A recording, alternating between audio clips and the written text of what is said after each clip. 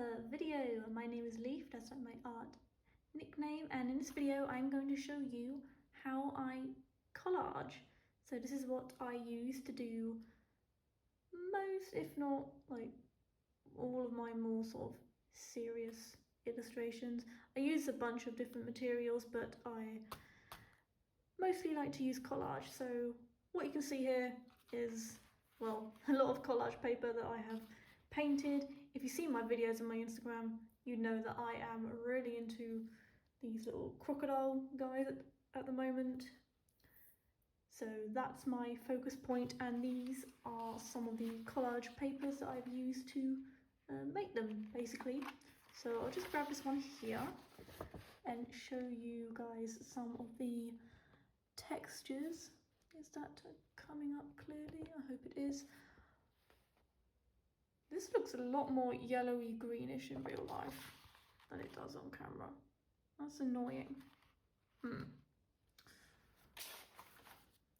And this one, so you can tell there's lots of different textures and ways of making marks, and where you can tell that none of it is neat. It's all an absolute big mess. Because the best way for you to make really good collage paper is by not thinking about it. I mean, of course, when I do these crocodiles, I have a rough plan of what I would like to do. So a little bit of an idea of what colours and textures would look good to try and, you know, not, I suppose, to try and like mimic the real thing. But looser is genuinely better. So just showing you guys what I've been doing. Yes, okay, so now I'll show you what I use to make these different textures. Wait, hold on, there's just a couple more over here. So lots of different colours as well. I mean, most people, perhaps when they look at a crocodile, they might not see a lot of colour in them. They might not like them at all, really. That's perfectly fine.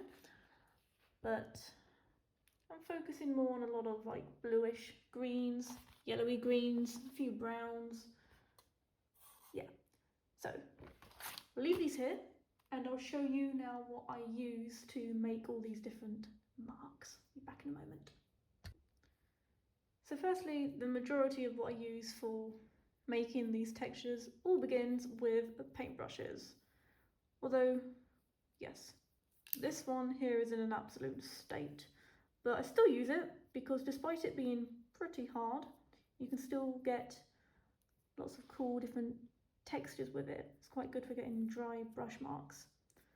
So there's that one there. There's this one, which is sort of like a fan brush. I do hope that's coming through clearly. So I tend to just like dab it onto the paper like that. Doing things like that with that. So there's that one, and this one is a lot more softer. Kind of gives you like a rounder sort of mark. But really you can use them however you want. There are no right or wrong answers here. So those are paint brushes. Going to put them aside. This is just an old card. Nothing special, nothing fancy. Really, really old actually. And this I sort of dab into the paint to make lines. So I'll show you here. These lines here, literally just like hatching and cross hatching. So I made them with the card. There's a few here as well. That's how I did them. They give quite a unique texture, so that was from using this. One of my favourites, this thing, I use it the same way I do this glue stick lid. If I have a big enough sort of swatch of paint on my palette, then quite literally dab it in, and then you get these marks here. So it's quite fun to sort of overlap them there, getting those circles. So that's them. There's also this sponge, which I don't use that often. It's mainly just the side of it, just to give a different mark. Really just finding like anything you have around the house. And now 2 different sponges. This one is much more of a more natural sponge. So I'm getting my words mixed up here. This one's more natural. This one is like your standard sponge. Each one gives a different mark. This one having more texture, and this one being a lot more sort of I don't know, not less textured, but I wonder if I can show you again here. That aside, just like these bits here, they were used with this sponge, so I quite literally just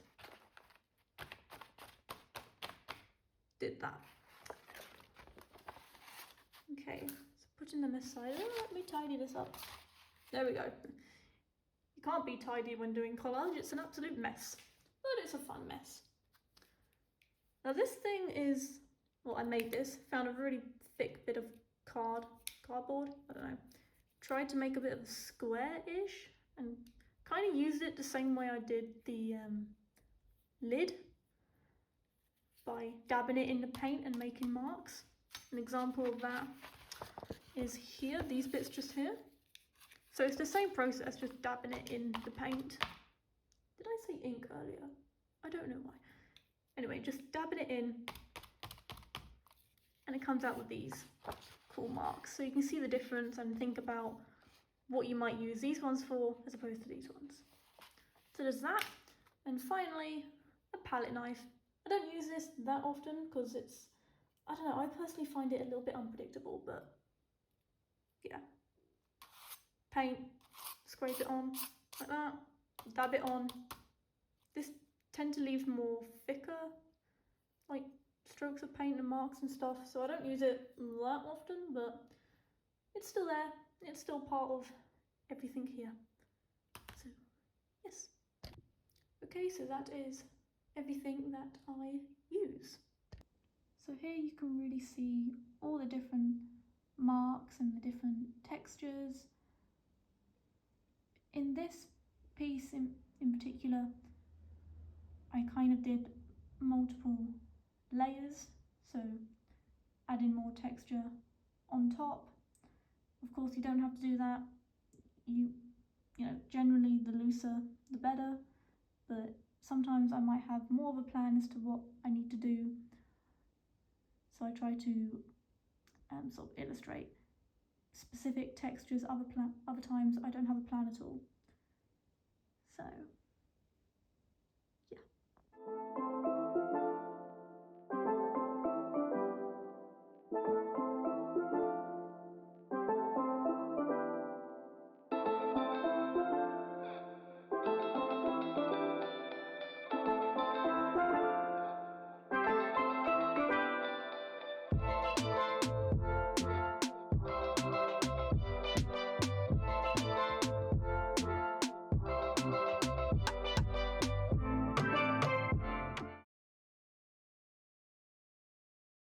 Okay, so everything's ready to go for collaging the paper. I have some water just off to the side.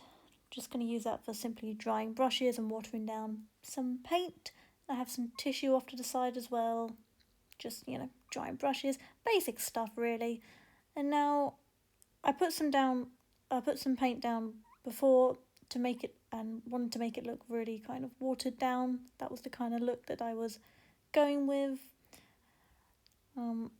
I'll try to show some mixing with the palette where I can, but I just used a sponge there to add in some different texture. The more I found that the more of a variety you have when making collage paper, the better, because not only do you have more to choose from, you've just made a more interesting piece of paper to look at really. So, and right now I'm using my rounder and larger brush to get more sort of larger brush strokes. I guess it's got a much more rounder head. It's really good for just swashing the paint over the page. The aim really is to not think about it too much or at all. Just get paint down there and whatever will be, will be. Okay, let's see how I can... right, well that can be a bit messy. Point made. I just tried to make a splatter and it's gone on the other side of the table. Okay. Let's try and make it a bit lighter. And so this is quite a fun technique. Very messy, you've pretty much got no control over it. But hey, that might be what you want. So quite simply just tapping the brush really, making sure it's fairly watered down, you've got a good amount of paint on there, and tap. I warn you, it does go everywhere. Got bits on my arm. It's fine. It's perfectly fine. Okay,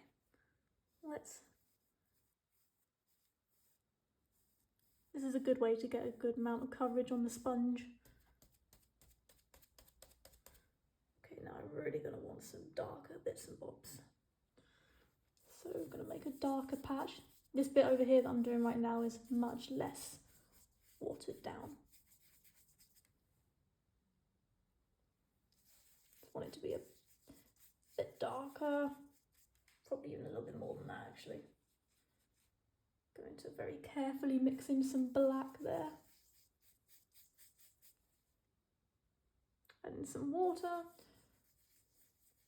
You might want to work quickly with this, you know, it kind of depends on whatever you want to do. There are no right or wrong answers. I'm trying to work pretty quickly, or fairly quickly anyway. Going to put that on the sponge, a little bit more of that on the sponge. How does that look? Okay.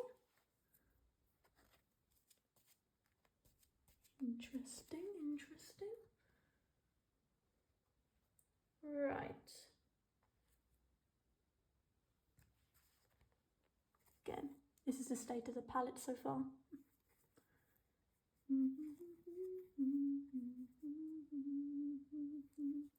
But I quite like how messy this is looking so far. It's sort of what I'm after. I'm glad. I might make this bit over here, add some more texture to that soon.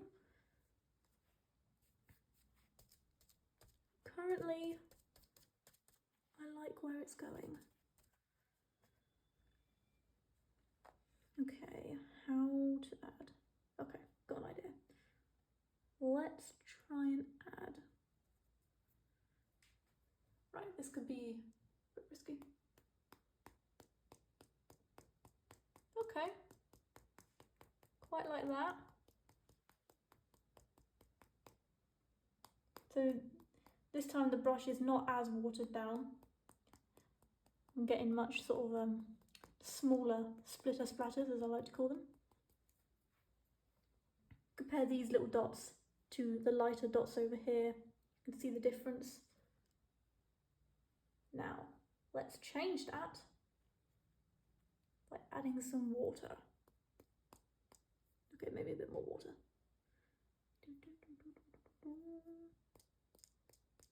Yeah. There we go. Okay. Interesting.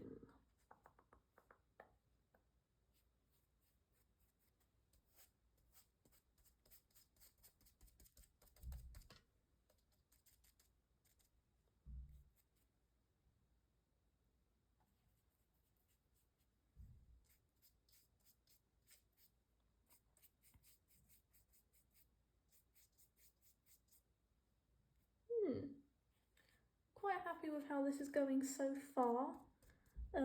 Well, one of the, I suppose, downsides of doing collage is that you make a bunch of paper for something that you want to do and then you might only end up using a small bit of it. I mean, of course you can go back and use this in like later projects, that's perfectly fine, but for what you want to do at the moment, you might not use that much of it. How's that looking? Okay, I'm going to take this brush,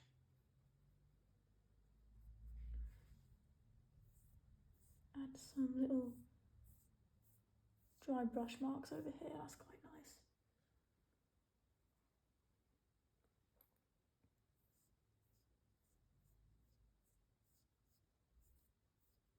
could sort of, this what I'm doing here with the dry brush marks could sort of indicate where the water is flowing.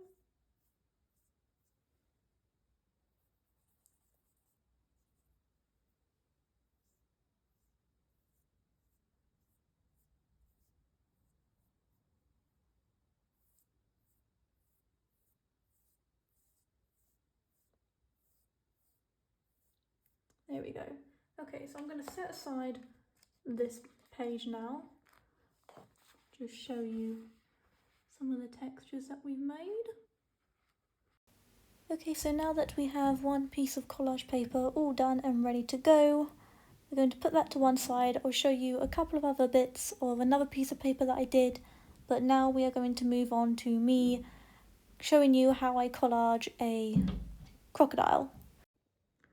Okay, so right now I'm going to start making the next crocodile collage using the paper that you see right now.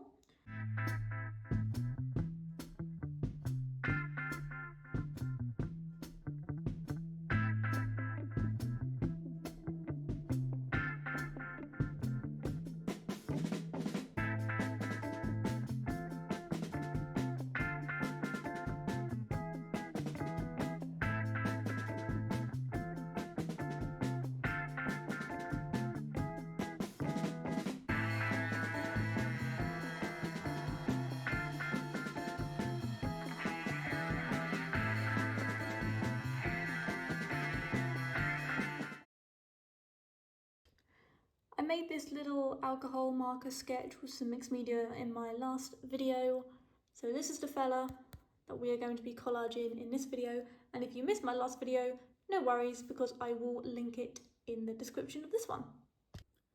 Sometimes if I need a shape that's quite specific, or yeah, kind of just any shape that might be a little bit fiddly, or if I want to be more precise, then I will trace it on tracing paper. So I'll have the sketch, trace it from the sketch, and then I can just quite simply put it on top of the collage paper and then decide where exactly I want it to be.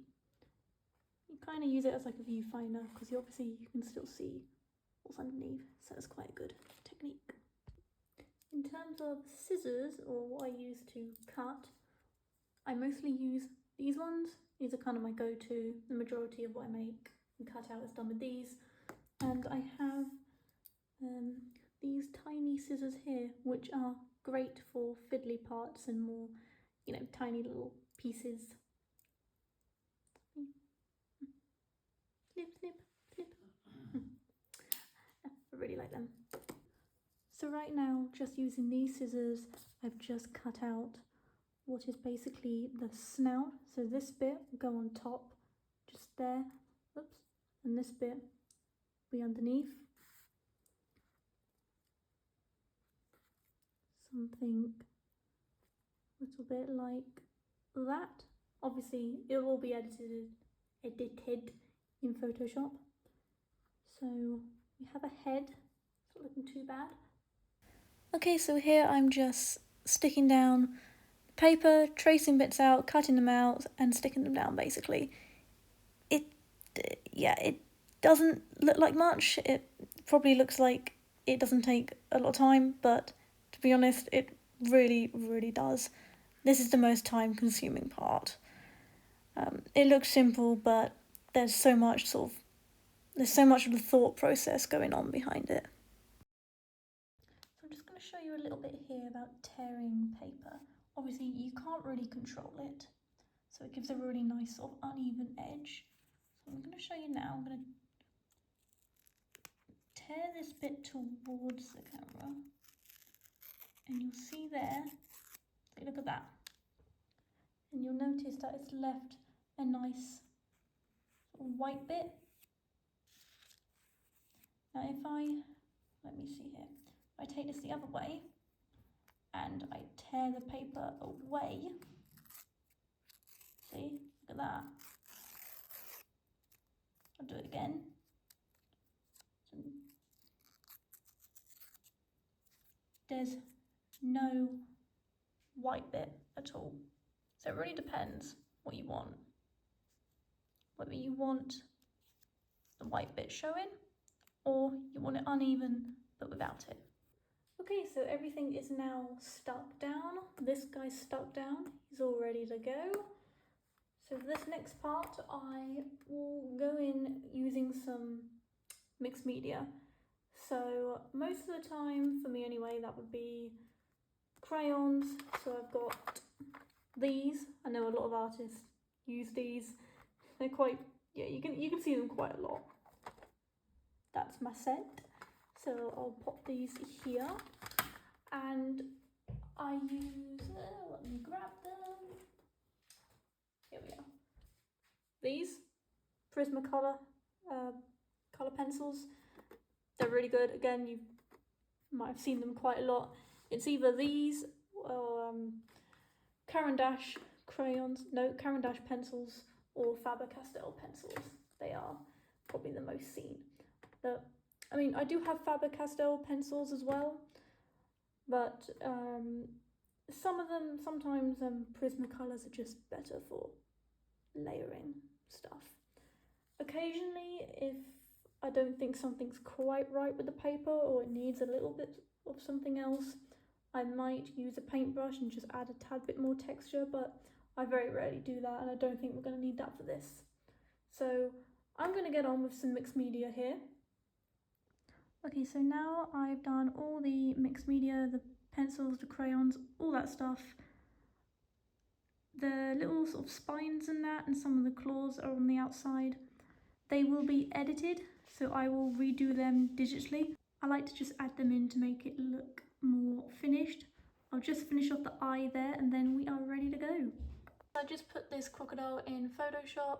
I've just done basic like highlights, shadows, moving a couple of little bits around and adjusted the colour slightly. That's typically all I need to do on Photoshop usually. Sometimes it takes longer than others, it depends on what I'm doing and how big things are, but yeah, those kind of touch-ups. Then once I'm happy with what it's like on here, I will then put it into Procreate.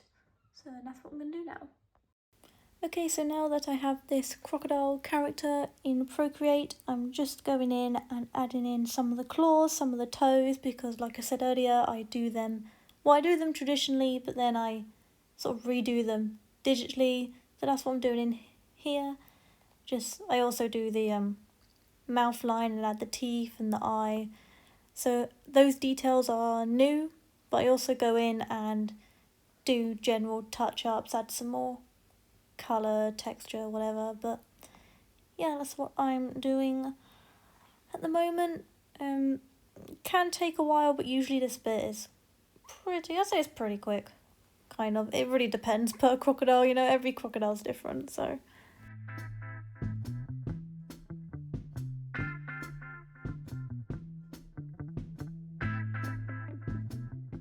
Okay, so that brings me to the end of this video. I hope you enjoyed it, and if you like my art, then feel free to follow me on Instagram, where you can see all of my illustrations and all of my final pieces, or alternatively you can follow me on TikTok, where I will be showing a lot more sketchbook work. And of course, if you enjoyed this video, then please consider subscribing to support my art and my art journey. And hopefully I will see you guys again in the next video. Bye bye!